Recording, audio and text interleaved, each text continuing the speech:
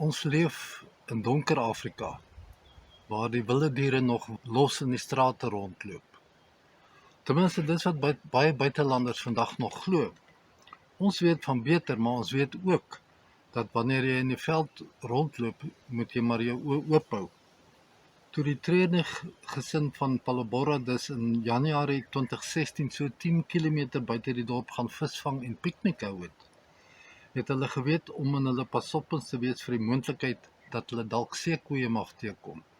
Maar daar was in geen jare krokodille in die omgewing waargeneem nie, dis was hulle op hulle gemak en het heerlik ontspan. Na een die middag het manlief Dawie 'n vis aan die lyn gehad en het met sy bene in die water gestaan en probeer om die vis van die hoek af te haal. Hy het sy vrou Caddy gevra om vir hom 'n vispen aan te gee. Met dit dat sy oor die water leun met die vispen, skiet 'n reuse krokodil van ongeveer 6 meter uit die water, gryp Kelly aan die arm en sleep haar die rivier in. Oh!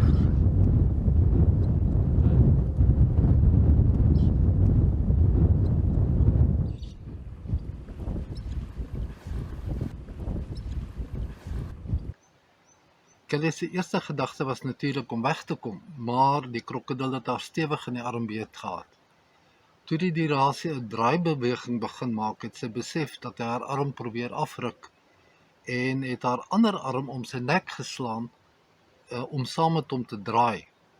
Sy was ook bang dat die draaibeweging dalk haar rug kon breek.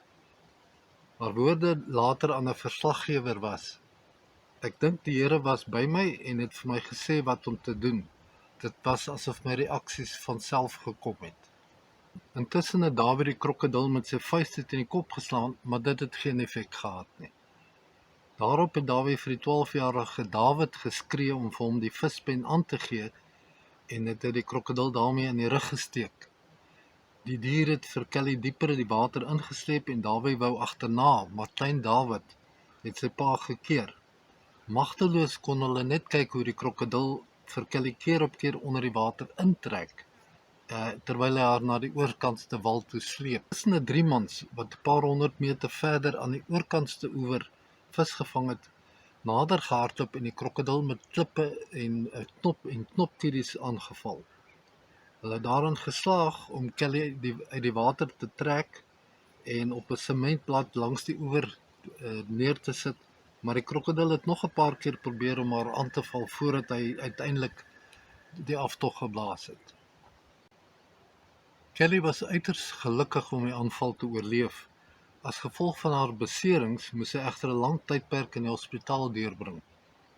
Benewens die stukke vleis wat sy uit haar arm verloor het, asook talle krap en kneusplekke aan haar gesig, voorkop, bolyf en regtersy het sy inwendige beserings aan haar longe en lewer en 'n ribfraktuur opgedoen. Vermoedelik het die droogte toestande in die Limpopo rivier die krokodil aangespoor om 'n ander heenkome te soek. Vandaar sy teenwoordigheid by 'n plek waar daar vir jare geen krokodil te sien was nie. Dis maar net 'n herinnering daaraan dat mens oral versigtig moet wees. Volgens gerugte sluip daar 'n luiperd in die koppe van Pretoria rond.